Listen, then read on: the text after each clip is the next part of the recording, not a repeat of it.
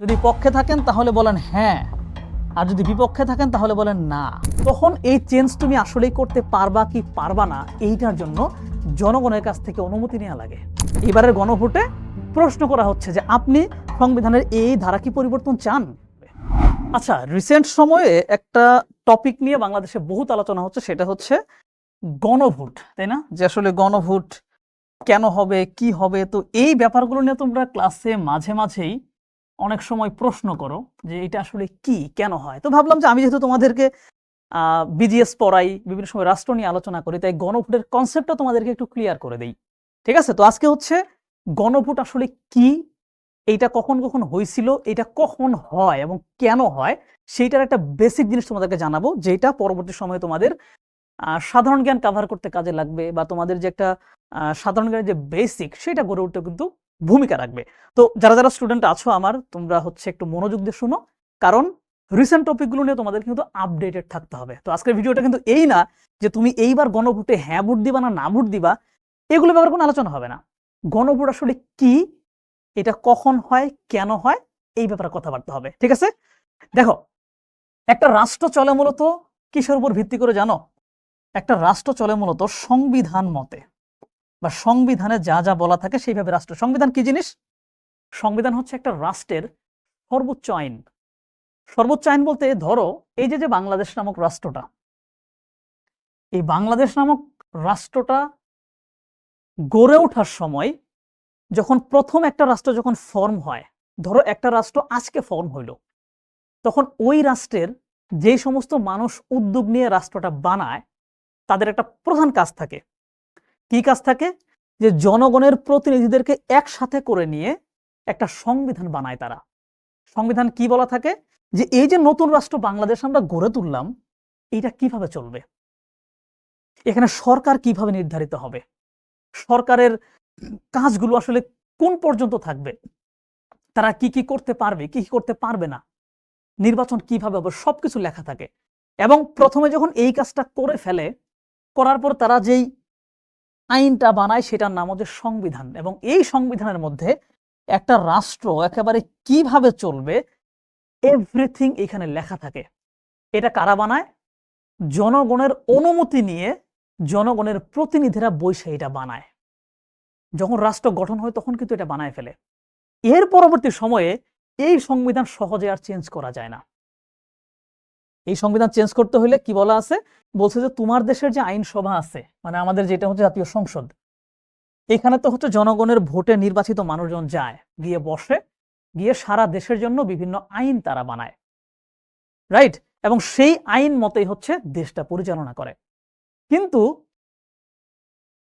এই যে সংবিধান, একেবারে শুরুতে যে আইনটা বানানো হইল, যেটাকে বলা হচ্ছে রাষ্ট্রের সর্বোচ্চ আইন, যেখানে একটা রাষ্ট্র কিভাবে চলবে সব বলা থাকে, ওই জিনিসটা যদি তুমি চেঞ্জ করতে চাও, ওইটা সহজে চেঞ্জ করতে পারবা না।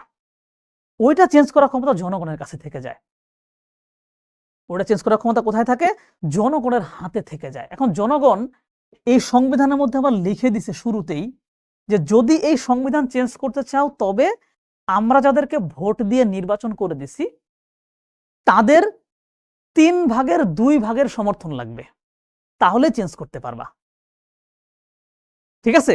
এখন ধরো এমন একটা সিচুয়েশন তৈরি হয়েছে যখন এই সংবিধানটা পরিবর্তন করতে হবে, কিন্তু সংসদের কোনো অস্তিত্ব সেই দেশে নাই।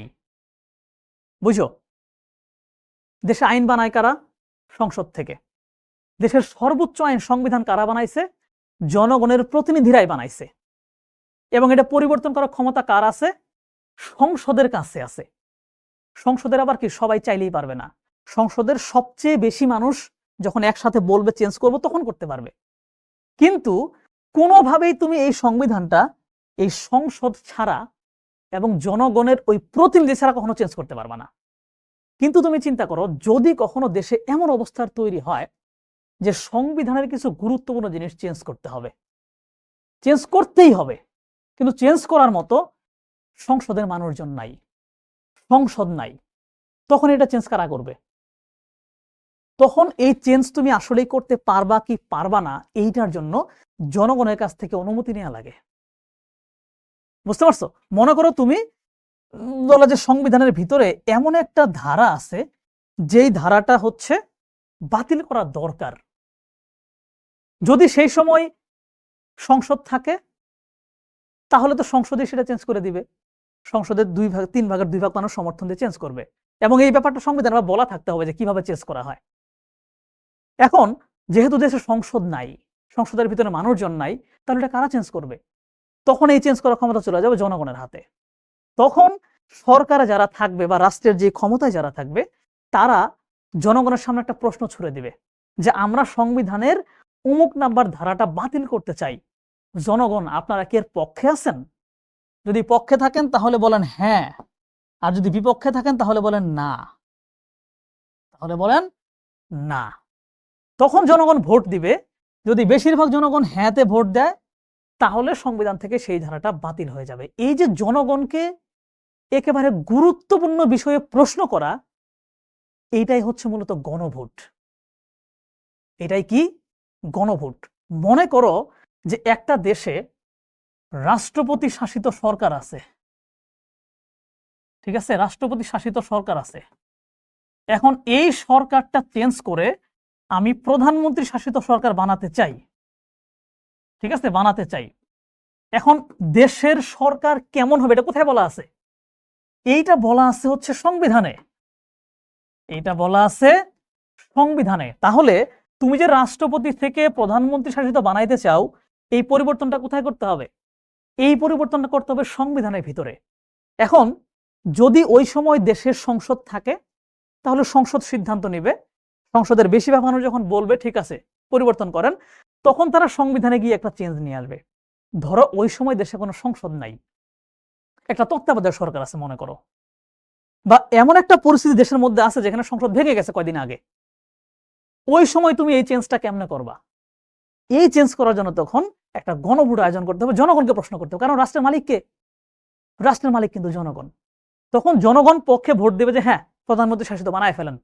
ওই ভোট অনুযায়ী পরবর্তীতে কিছুদিনের মধ্যে সংবিধানে এই চেঞ্জটা নিয়ে আসা হবে।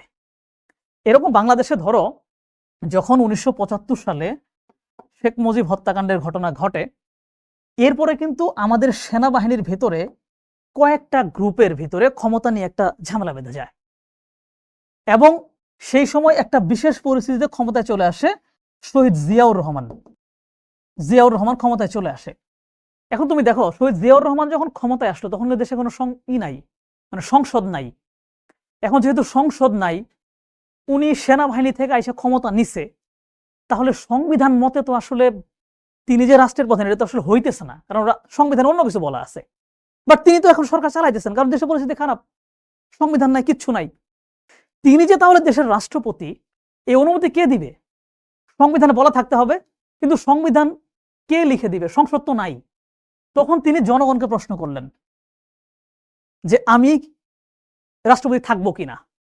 জনগণ হ্যাঁ ভোট দিল, তিনি রাষ্ট্রপতি হিসেবে দেশ চালানো শুরু করে দিলেন। বুঝতে পারছো? এরকম ঘটনা আবার হয়েছে হোসেন মোহাম্মদ এরশাদ, তিনি অবৈধভাবে ক্ষমতা দখল করে ফেলছিলেন। দখল করার পরে তিনি যে রাষ্ট্রপতি, তিনি বলেন যে আমি একটা গণভোট চালাই, জনগণের অনুমতি নেই। তো ওই ক্ষেত্রে গণভোটটা আসলে নিজেরাই ভোট দিয়ে ফেলছিল এরকম অভিযোগ শোনা যায়। অনুমতি নিলেন, কারণ ওই যে সংবিধানের বাইরে গিয়ে বা সংবিধান যেভাবে পরিবর্তন করতে হয় ওই পরিস্থিতি যেহেতু নাই, কিন্তু পরিবর্তন করতে হবে, তখন জনগণের কাছে প্রশ্ন করে। এরকম ধরো 1991 সালে যখন নির্বাচন হয়, 1991 আগে ছিল হচ্ছে আমাদের রাষ্ট্রপতি শাসিত সরকার, কিন্তু 91 সালে নির্বাচনের সময় সিদ্ধান্ত নেওয়া হয় যে এখন থেকে হবে প্রধানমন্ত্রী শাসিত সরকার বা সংসদীয় সরকার পদ্ধতি। এটা তাহলে আমরা কেমনে করব? তাহলে এই অনুমতি জনগণের কাছ থেকে নেওয়া লাগবে। তখন একটা গণভোট হয়, জনগণ সেখানে ভোট দেয় যে হ্যাঁ আমরা সংসদীয় পক্ষে, তখন সংবিধানে এটা পরিবর্তন হয়ে যায়। আর এইবার যেটা হয়েছে, এইবার হচ্ছে একটা লম্বা সময় একরকম শাসন কাঠামো ছিল, তখন সংবিধানে বিভিন্ন জিনিস চেঞ্জ করা হয়েছে।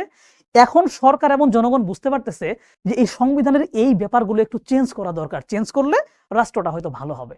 চেঞ্জ করবে কে? সংসদ তো নাই, নতুন সংসদ যে গঠিত হবে তারা কিভাবে চেঞ্জ করবে, এই ব্যাপারের জন্য আগেই জনগণকে প্রশ্ন করা হচ্ছে। এইবারের গণভোটে প্রশ্ন করা হচ্ছে যে আপনি সংবিধানের এই ধারা কি পরিবর্তন চান? জনগণ যদি হ্যাঁ বলে দেয় তাহলে নতুন সরকার এসে এটা পরিবর্তন করে ফেলবে। এটাই হচ্ছে গণভোট।